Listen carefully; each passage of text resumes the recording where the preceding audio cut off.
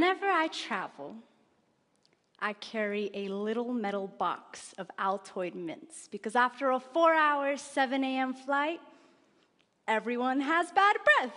So, almost anyone is willing to take the mint from the Muslim on the airplane. And I know I've been successful when my neighbor turns and asks, "So, what's your name?" You see, even if there was an elephant in the room, I'm still the elephant in the room. Yeah, when an elephant offers you mints on an airplane, I'm fully aware that it's not always easy to accept. So when the courageously curious do pop the "what's your name" question, I try to make it worth their while. My name is Amal. It means hope in Arabic.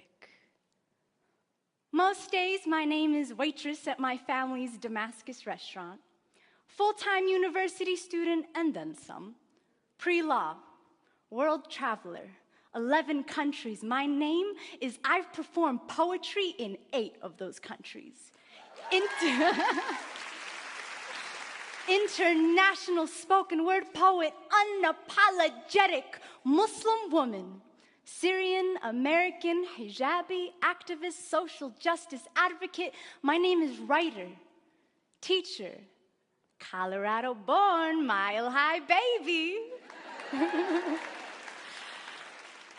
But at the airport, my name is random search. And on the street, it's terrorist, sand nigger, raghead, oppressed, and on the news, it's ISIS, jihadi, suspect, radical. My name is could your Muslim neighbor be an extremist? My mama, who wears the hijab, the Islamic headdress, is often referred to as go back to your country. But she's from Iowa. And her nickname is Lisa Pizza. And it does not take more than a couple questions to figure out that her country is the Council Bluffs cornfields. But how would someone know this without asking? They say the shortest distance between two people is a story. Well, I elaborate on that to say that the greatest distance you can travel in the shortest amount of time is by asking someone their name. The way we name ourselves is a reflection of who we are. Our declarations, family histories, the things we believe, the morals we abide by, our homes, cultures, transformations. Like a Muhammad turned Mo, or a Lisa Pizza turned Iman. And how we name others and how, if we allow others to name themselves, is a reflection of our own declarations, of our courage and our fear. The malleability of a person's story must be self-determined, coming from the lips of the storyteller, not the anchorman, not the megaphone, not even the scarf on her head or the melanin in his skin, because no one can speak the names of billions in one breath unless it's in prayer. And oftentimes when we generalize, it isn't because we're praying. And when we don't ask someone their name, we're not asking for their story. In the world of mass media and rampant misinformation, it is hard for anyone, including myself, to deconstruct all these terrifying stories that we hear. And sometimes, instead of isolating them, individualizing them, we tend to paint a group of people with a broad brush, until suddenly, everyone with a hijab on is a raghead that needs liberating. Or everyone with white skin is a racist cracker.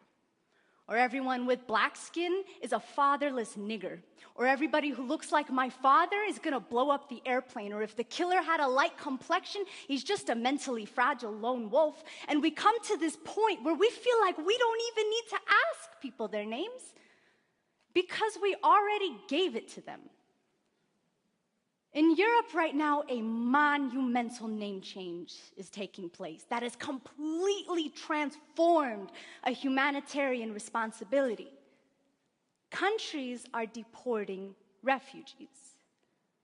But when you watch news coverage, these refugees are being referred to as migrants. Because let's face it, deporting migrants sounds way more reasonable than deporting individuals who have been forced to flee their country because of persecution, war, and violence. The United Nations definition of refugee.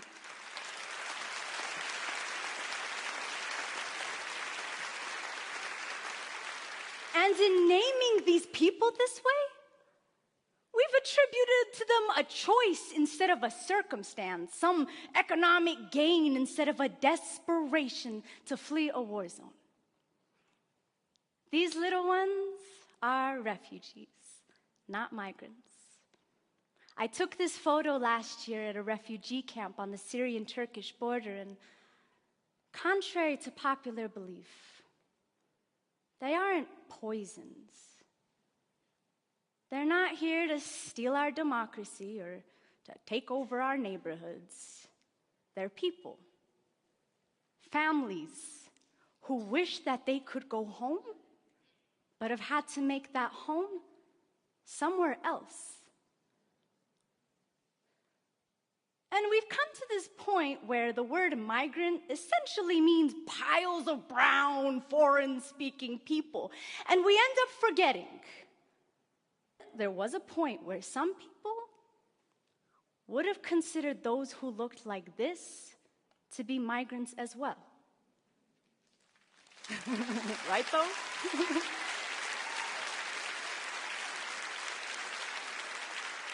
And it is in this forgetfulness that we assume, monopolize on people's stories, attribute their race, social class, religions, clothing to the names that we chose for them. Terrorism is a fine modern-day example, unfortunately. In the past few years, so much violence has just spread across our country. But when you watch the news, there's always a specification as to whether or not terrorism was involved, which I think we all know means the killer looked like this, which he's a babe, which must mean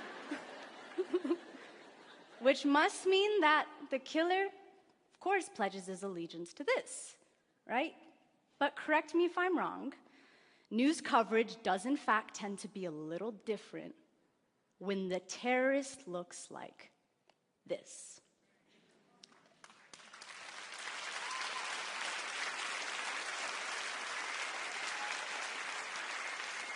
And it ultimately has us forgetting that terrorism, by definition of terrorism, has always come in all shapes and colors.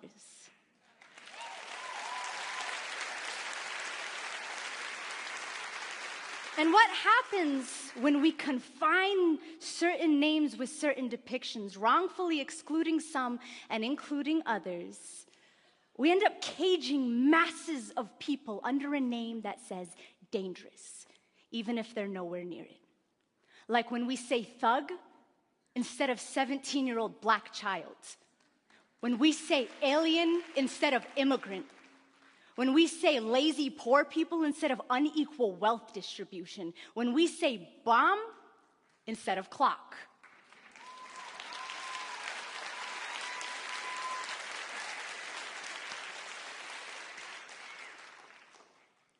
This man's name is Craig Hicks. He's often referred to as a parking dispute, but his real name is a man who shot and killed 3 Americans in their homes in their heads, execution style, because they were Muslim. His name is hate crime. Their names are Dia, Yusr, and Razan, a 23-year-old, 21, and 19. Dia and Yusr were just named husband and wife, newlyweds. And the three were known by their loved ones as sons and daughters, brothers, sisters, students, activists, Instagrammers, taxpayers, Americans. But now, their names are too young to have been taken. Their names are rest in peace, Allah yarhamum. Hicks did not ask them their name. He assigned it to them when he assigned them each a bullet, named him a threat to his America, and as a result, took their lives. This is a photo on Dia and Yusr's wedding day. It's so beautiful. They were killed before they could even see this. Studies show that during breaking news coverage, the first story is the one that sticks, even if it isn't true. Like during the Paris attacks, when there was talk that refugees were dangerous because they found a passport, only to later confirm that there were no Syrians or refugees involved. But when we have such a huge habit of misnaming people, it's easy to overlook these kinds of mistakes. And this is exemplary of what happens in a culture of fear. In a society that doesn't ask one another their names, and you end up with the mouth of an anchorman or the mouth of a gun doing all the talking. On September 11th, 2001, I attended a private K-8 Islamic school. And within the first hours of the tragedy, my school received 2 bomb threats. The word terrorist was not on my spelling list, but all of us kids picked it up pretty soon after. And in naming us terrorists amidst this mass tragedy that affected us as Americans too, in the words of Dalia Mujahid, we were not just mourners, but we were suspects as well. But a few months ago, me and my very handsome white boy-looking brother named Usama and I were at the museum buying planetarium tickets, and an elderly white man walked up to me and said, "I'm sorry about everything you must be going through right now. I want you to know that not all Americans believe what these buffoons are saying. And I want you..." Yeah, he used the word buffoons. And he said, "I want you to know that we stand by you." Now, had I not been wearing a little piece of my identity on my head, he wouldn't have known to tell me this. And even though he didn't ask me what my name was, he instead told me his. I have learned from experience that when someone really wants to know, they will be willing to cross that threshold of fear and find out that my name means hope. And then they'll have the courage to ask the much more important questions that probably only I can answer. Like, what's that thing on your head? Were you forced to wear it? Are all Muslims really violent people? Does the Quran really say to kill all of us? Can you please tell me what's up with ISIS?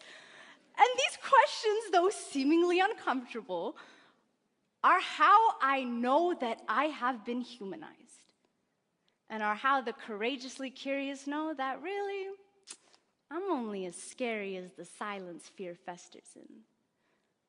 Upon meeting someone new, we ask their names. We do not assign it to them. And with that name, we are given ancestry, bloodlines and dialects, books and poems, perspectives, wars, struggles, and survival stories. What's your name is such a short distance to cross. But when you ask me, ooh, buddy, I'm gonna take you from Kuala Lumpur to Barcelona to Beirut. We're gonna go to Damascus, to Sydney, to Trinidad and Tobago. I will show you Mecca. My closet with 70+ international scarves, the graves of my 31 family members who've been killed in Syria, the coffee shop that I hang out at and do my homework. But we must have the courage to claim our curiosity, to go beyond anything we ever knew, anything we ever feared. But it takes two. The elephant who offers the mint, and the one who takes it.